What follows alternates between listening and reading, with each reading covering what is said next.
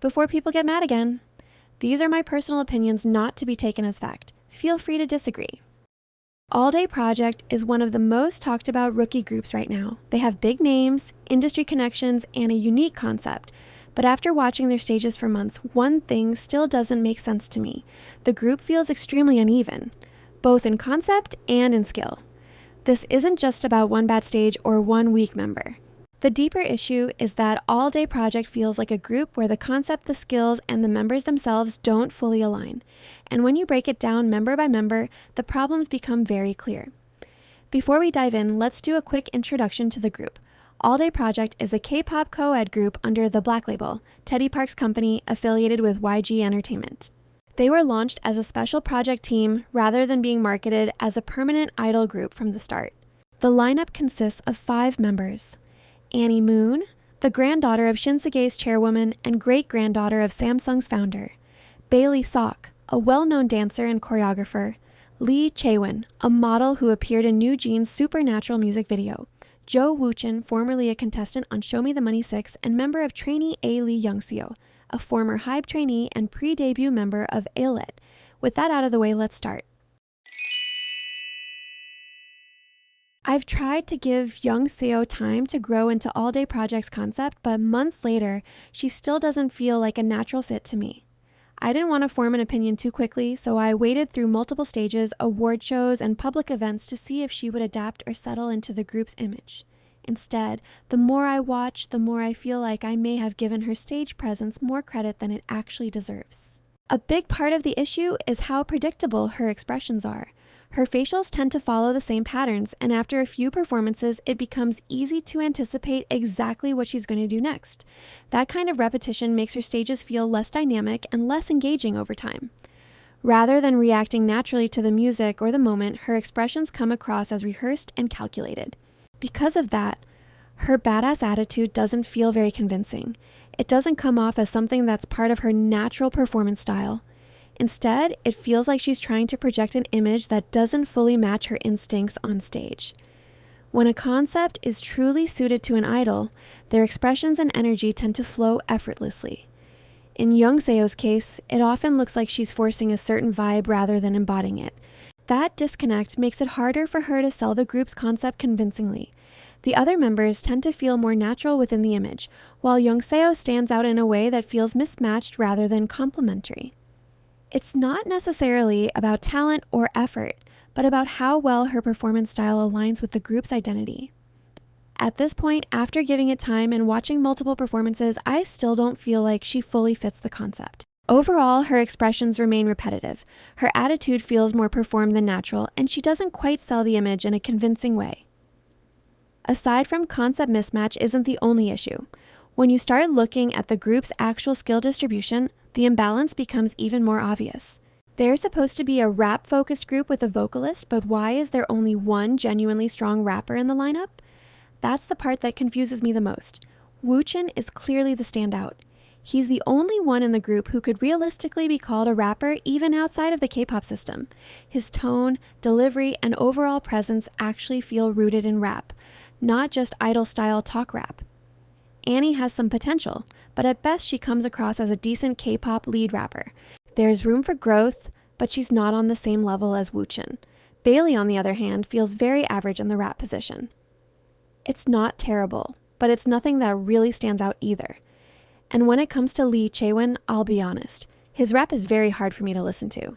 Every time he opens his mouth, it just doesn't land for me. The tone, the delivery, the overall execution, it's not convincing at all. Then we get into the vocals. Youngseo and Woo-chin are both fine. They're not extraordinary, but they're stable enough to carry the vocal parts they're given. Bailey, with more focused vocal training, could also become solid. Annie is the one who confuses me the most vocally. It feels like there wasn't much effort put into developing her singing, but seeing the state of Anna, I can't say I'm that surprised. Where the skill gaps really become obvious, though, is in the dancing. Bailey isn't just good, she's a professional dancer and a choreographer. She's miles ahead of everyone else in the group. The difference between her and the others is extremely noticeable. As for Chaewon, I'm not entirely sure about his full background, whether he's professionally trained or semi-pro, but he's clearly a strong dancer. The same goes for Woo-chin, who is also very solid. Then you get to Youngseo and Annie. people tend to focus on Annie's weaknesses, but I want to talk about Youngseo for a moment. She's a good girl group dancer, but Bailey doesn't make typical girl group choreography. Youngseo wouldn't look this out of place if she were performing easier, more standard girl group routines. Back in Are You Next?, she did quite well with the choreography and was probably around the top 15, maybe even top 11 in terms of dance. But in this group, the gap between her and the stronger dancers, like Chaewon and Woochen, who are arguably second and third after Bailey, is very noticeable. Youngseo clearly struggles more with dynamic movements and complex choreography. Annie went viral for struggling with One More Time, but realistically, the only dancers who consistently kept up with the choreography, aside from Bailey, were the two boys. They did fine. Youngseo struggled too, just not to the same extent as Annie. And with Annie, it's obvious she hasn't had the same level of dance training, but I won't go deeper into that because I don't want to turn it into a bigger issue than it needs to be. Overall, the group feels very uneven in terms of skill distribution, especially for a team that's supposed to be built around rap and performance. And you can see that imbalance immediately when you start breaking down the members individually, starting with Annie, who unfortunately stands out for all the wrong reasons. Annie comes across as someone who's scared to perform. She tries to act cool on stage, but she's not really selling it. A big part of that is her lack of confidence and her eye contact. She glances down too much, looks away from the camera often, and rarely maintains a strong connection with the lens. Because of that, her presence feels uncertain, and it breaks the illusion of the concept she's trying to portray. Now, onto the more obvious conversation around Annie, her money and her background. Like I said in my all-day video, the main concern isn't necessarily that she's actively using nepotism. The real issue is that we simply don't know. And because we don't know, people will always question it. Every bit of the group's success will be examined through that lens. Why? Because the entertainment industry is already known for backdoor deals, connections, and secrecy. When an industry has that kind of reputation, the natural instinct is to question the system, especially when someone comes from an extremely powerful and wealthy background. In simple terms, it's similar to how some people are afraid of killer whales, even though there's no real history of them attacking humans in the open ocean. The fear comes from the unknown. People don't know what could happen, so they stay cautious. It's the same logic here. People don't know whether her family's influence plays a role behind the scenes, so they question it. And that doesn't always mean someone is being directly paid off or that there are obvious transactions happening. These kinds of advantages usually work in more subtle ways: access, connections, opportunities, and influence. That being said, I personally don't think AllDay Project's success is solely because of Annie's family. Each member already had some level of recognition before the group formed. Woochen had attention from his time in Trainee A. Youngseo gained popularity through Are You Next? And even made it into the final Islet lineup before leaving. Bailey was already well known as a dancer and choreographer. Tarzan had exposure through modeling and appearing in the Supernatural music video. And Annie herself was already known due to her connections to high-profile celebrities and her background as the great-granddaughter of the Samsung founder. All of those factors contributed to the group's visibility. On top of that, they are produced by Teddy and backed by the Black label, which gives them even more attention and credibility from the start. And in a K-pop environment where many fans constantly complain that nothing feels new or different, AllDay Project managed to stand out more than most. Whether people like them or not, they offered something that felt distinct compared to many of their peers. That, more than anything, is likely what contributed to their success. While we're talking about Annie, let's address this whole excuse people keep using. There are other Nepo babies too. Okay. And people keep bringing up names like Chaewon, Anton, Seun, Belle, and Sunny as if it proves some kind of point, but guess what all of them have that Annie doesn't? Developed talent. Belle is a genuinely talented vocalist. Anton can sing too. And let's be real, if you're under SM, you're not getting away with being completely untalented vocally. Chaewon performs like her life depends on it. She's a strong performer, a good vocalist, and a solid dancer. Sae-Yoon can sing and dance, and she's proven she can hold her own on stage. And Sunny is literally Sunny. Her presence, experience, and ability speak for themselves. These people aren't being defended just because of their connections. They're defended because they've shown skill, improvement, and work ethic. Annie, on the other hand, is a Nepo baby with limited skills. And that's the difference people keep ignoring. If you're going to benefit from privilege, the least you can do is come with the ability to justify your spot. Because right now, she doesn't stand out in any area enough for people to pretend the criticism is just hate. And another thing, acting like all nepotism is the same is honestly ridiculous. People love grouping everyone together like, well, they're all connected. But no, not all connections carry the same weight. Someone being the child of a producer, an actress, or an entertainer is not on the same level as being connected to families who literally helped shape South Korea's economy and have real power and influence. Those aren't comparable connections, and pretending they are is just being intentionally dishonest. So stop dragging random Nepo babies into the conversation to defend Annie. Because it's not helping your argument, it's actually making it worse. Especially when the people you're naming are more talented, more proven, and less influential than her in terms of real-world power. At the end of the day, if you want to defend Annie, defend her based on her own ability. But using other idols as shields when they've clearly shown more skill and earned more respect is just embarrassing. That aside, the most controversial part of the group isn't the skill gap or the nepotism discussions. It's the cultural controversies surrounding one of the members. We have cultural vulture, culture chameleon, Lee Chaewon. When the braid situation first happened, I tried to give it the benefit of the doubt. At that point, I thought maybe we didn't have enough information to decide whether it was cultural appreciation or cultural appropriation. I didn't want to jump to conclusions without context. But then, the Day One documentary came out, and the moment he opened his mouth and said he did it because it looked cool and he wanted to try being cool, that answered the question for me. From that point on, the conversation about whether it was appropriation or not felt unnecessary because his own words made the intention clear. And for the people saying that braids don't belong to Black people, that's not even the main point here. The issue is that he clearly associates those braids with Black or African American culture. That association is obvious not only through the hairstyle itself, but also through the way he dresses and carries himself in those moments.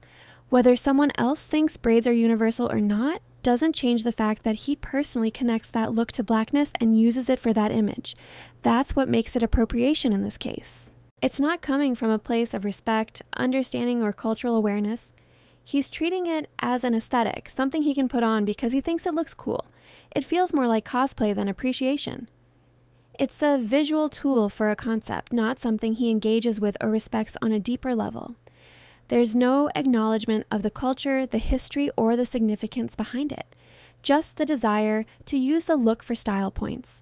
Before I continue, I just want to say this is only my personal interpretation.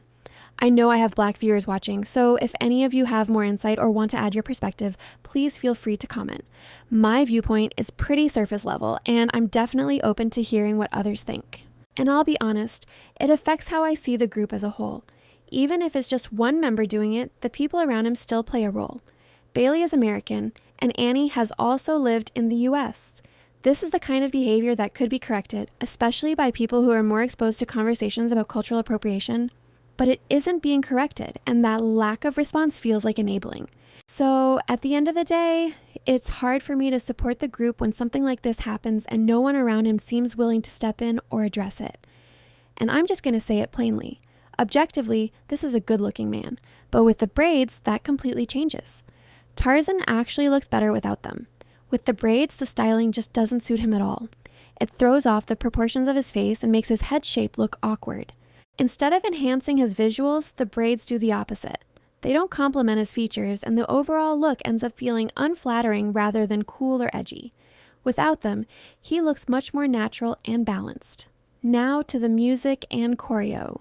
The choreography is good. I'm never going to lie about that. Bailey and Lee Jung and whoever else is involved behind the scenes clearly know what they're doing because the choreo itself is well structured, clean, and visually satisfying. It has impact, it's memorable, and it's the kind of choreography that looks amazing on stage when it's executed properly. But at the same time, it's also very obvious that the choreography is catered specifically to Bailey, Chaewon, and Woochun. The way the formations are arranged, the moments that get emphasized, and even the difficulty level of certain parts all feel like they were designed to highlight her strengths, which makes sense because she's the one who can carry it the most naturally, and that's where the issue comes in. Annie and Youngseo, but especially Annie, clearly struggle with certain elements of the choreography. It's not even a hate thing, it's just noticeable. There are moments where the choreo requires sharpness, details, strong musicality, and confident execution, and she looks like she's working overtime just to keep up. Instead of making the choreography look effortless, it sometimes looks like she's fighting the choreography. And when you're standing next to dancers who make it look easy, that contrast becomes even more obvious. Now, the music, honestly, I don't know. Their music isn't hitting for me. It's not even that I think the production is terrible, but I genuinely don't like their songs overall, and sometimes their voices can be a little difficult to listen to. There's something about the tone and delivery that feels awkward in certain sections. Like the songs are written in a way that doesn't match their vocal colors. It ends up sounding forced, like they're trying to fit into parts that weren't naturally made for them. For example, in Wicked, I hated Chaewon's verse. It just didn't land for me at all, but in Famous, I actually liked it. So clearly it's not that he can't pull off a good part, it depends on the song and the way the verse is written. And then in One More Time, I'm sorry, I was offended. And I think that's the bigger issue. It's not necessarily the music itself, but the fact that the songs don't always suit the members.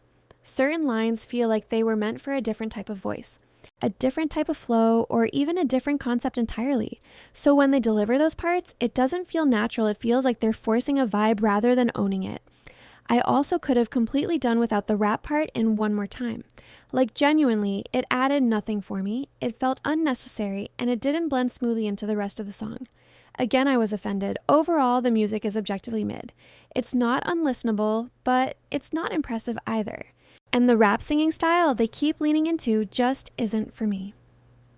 If anything, the biggest problem is that the music feels like it's trying too hard instead of playing to the members' strengths, and until they find songs that actually match their voices and delivery, the music is always going to feel a little awkward and mismatched.